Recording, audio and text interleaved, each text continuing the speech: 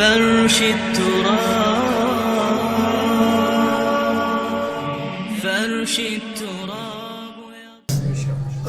دو قبروں کے بعد سے حضور گزرے، فرمایا کہ ان دونوں قبر والوں کو عذاب ہو رہا ہے. اچھا، اب یہ بھی غیب کی خبر تھی، چھپی بات تھی. نبی پاک علیہ السلام نے یہ بھی بیان فرمایا، اس سے بھی بڑی غیب کی خبر، اس سے بھی بڑی پوشیدہ بات. فرمایا ان دونوں کو کسی بڑی بات پر عذاب نہیں ہو رہا، ایسی بات پر عذاب ہو رہا ہے. بات تو بڑی ہی ہے لیکن اس کو لوگ بڑا نہیں سمجھتے.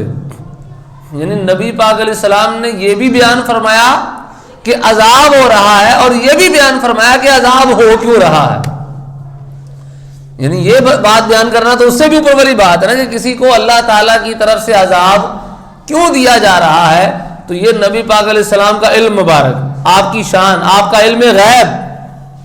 فرمایا عذاب ہو رہا ہے اور کسی بڑی وجہ سے عذاب نہیں ہو رہا. وما يعذبان فی کبیر، کسی بڑی بات میں عذاب نہیں دیا جا رہا. ان میں سے ایک بندہ تھا وہ چغلی کیا کرتا تھا. ایک بندہ چغلی کرتا تھا. چغلی کا مطلب ہوتا ہے کہ ایک کی بات دوسرے کو پہنچا دی اور دو بندوں میں لڑائی کروا دی. تینوں پتہ نہیں تیرے بارے جتے ہوئے ہے کہندا، آپ کو پتہ نہیں وہ اس نے آپ کے بارے میں یہ کہا ہوا. اچھا میں انہوں کر لاں گا، صحیح میں پوچھ لاں گا انہوں. اب کیا ہے کہ اس نے اگر کہی بھی تھی یہ بات، یعنی یہ بات نہ کہی ہو تو یہ تو بہتان کے درجے میں آ جائے گا نا. کہی بھی تھی تب بھی یہ چغلی ہے کہ مسلمانوں میں صلح کرانے کا حکم ہے، نہ کہ چغلیاں کروانے کا. حکم تو یہ ہے کہ دو مسلمان اگر لڑے بیٹھے ہوں، آپ اگر جھوٹ بول کر بھی صلح کروا سکتے ہیں. جھوٹ بولنے کی اجازت ہے، شرعی طور پر جھوٹ بولنے کی اجازت ہے. آپ کہہ سکتے ہیں کہ یار وہ فلانا بندہ آپ کی بڑی تعریف کر رہا تھا، آپ تو اس سے لڑے بیٹھے ہیں، حالانکہ اس نے کوئی تعریف نہیں کی. آپ کہہ سکتے ہیں یار وہ فلانا تو آپ کی بڑی تعریف کرتا ہے، اور ادھر جا کے اس کو بتا دیں یار وہ اس سے آپ لڑے ہیں، وہ آپ کی بڑی تعریف کر رہا ہے، وہ تو آپ سے بڑا پیار کا اظہار کرتا ہے، حالانکہ اس نے کوئی اظہار نہیں کیا. تو اگر اس وجہ سے دو بندوں میں صلح ہو جاتی ہے تو شریعت اسلامیہ کو یہ محبوب اور پیارا ہے کہ آپ ایسی بات کہہ دیں لیکن دو مسلمانوں میں صلح کروا دیں. صلح کروانا اتنا بڑا کام اور لڑائی کروانا اتنا بدبختی والا کام. تو فرمایا ان میں سے ایک بندہ وہ ہے جو چولی کر کے دو مسلمانوں میں یا دو بندوں میں لڑائیاں کروایا کرتا تھا. ہمارے ہاں بھی یہ بیماری بہت زیادہ ہوتی ہے. اس بیماری سے اپنے آپ کو اور دوسروں کو ہمیں بچانا چاہیے. اب فرمایا کہ ایک بندہ چغلی کھاتا تھا اور دوسرا پیشاب کے چھینٹوں سے نہیں بچا کرتا تھا.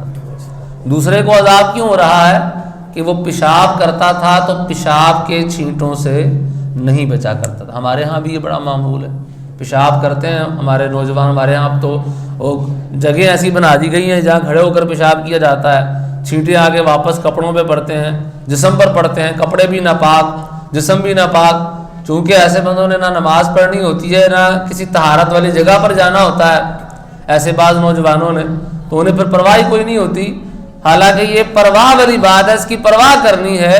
نبی پاک علیہ السلام فرما رہے ہیں کہ قبر کا عذاب پیشاب کے چھینٹوں سے نہ بچنے کی وجہ سے ہوتا ہے. تو ہمیں غور کرنا چاہیے کہ کیا ہم اس معاملے میں ملوث تو نہیں ہیں.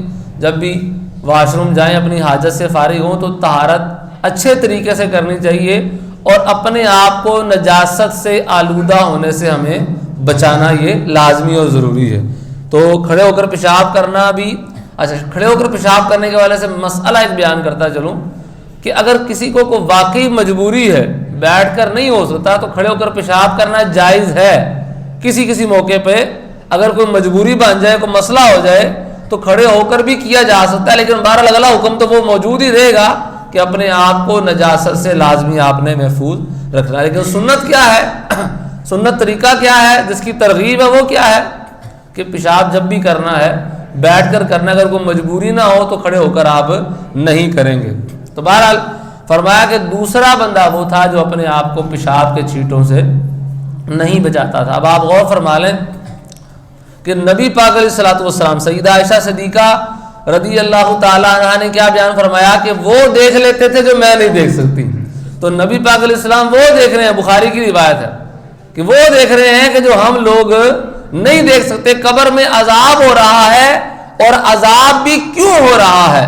یہ میں اور آپ نہیں جان سکتے، لیکن اللہ کے محبوب علیہ السلام بیان فرما رہے ہیں۔ نبی پاک علیہ السلام جب نماز پڑھایا کرتے تھے نا تو صحابہ کو فرمایا کرتے تھے کہ اے صحابہ نماز صحیح طریقے سے پڑھا کرو، اطمینان سے پڑھا کرو، خشوع اور خضوع کے ساتھ پڑھا کرو کہ میں تمہارے رکوع و سجود دیکھتا ہوں۔ حضور آگے ہیں، امامت کے مصلی پر ہیں، فرمایا کہ تم پیچھے اگرچہ موجود ہوتے ہو، میں آگے کھڑا ہو کر تمہارے رکوع سجود دیکھ رہا ہوتا ہوں۔ حضور نماز پڑھ رہے ہیں لیکن کیا فرما رہے ہیں کہ میں تمہارے رکوع و سجود دیکھتا ہوں۔ اور ایک روایت کے الفاظ تو یہ ہے کہ میں تمہارے رکوع بھی دیکھتا ہوں اور تمہارے خشوع بھی دیکھتا ہوں۔ خشوع کا مطلب ہوتا ہے دلی عاجزی، دلی کیفیت، دلی خوف، یعنی رکوع کا معاملہ تو چلو ظاہر سے ہے نا، اس میں بھی نبی پاک علیہ السلام، ظاہری بات ہے اگر آپ امام آگے ہو تھوڑا ترچھی آنکھوں سے بھی دائیں بائیں دیکھ لے تو پہلے صف کے کچھ لوگ ہی نظر آ سکتے ہیں نا، وہ بھی کلیئر نظر نہیں آتے تو مڑنا پڑے گا پیچھے، لیکن سب کو تو نہیں دیکھا جا سکتا۔ نبی پاک علیہ السلام فرما رہے ہیں میں تمہارے رکوع دیکھتا ہوں، لیکن چلو مان لیا جائے کہ رکوع پر نظر چلے بھی جاتی ہوگی، اگلی بات کیا فرمائی؟ فرمایا کہ جو دلوں میں تمہارا خشوع ہے، اللہ کی بارگاہ میں گڑ گڑانا، یہ تو دلی کیفیت ہے۔ فرمایا کہ میں یہ بھی دیکھا کرتا ہوں، لہذا صحیح طریقے سے نماز ادا کیا کروں۔ تو نبی پاک علیہ الصلوۃ والسلام کو اللہ تعالیٰ نے بڑی ہی شانیں اور عظمتیں عطا فرمائی۔ اللہ کی عطا سے آپ وہ دیکھ لیتے ہیں جو ہم نہیں دیکھ سکتے، اللہ کی عطا سے آپ وہ سن لیتے ہیں جو ہم سن نہیں سکتے۔ تو بہرحال اللہ تبارک و تعالیٰ ہمیں نبی پاک علیہ السلام کی شان و عظمت کو سمجھنے کی توفیق عطا فرمائے۔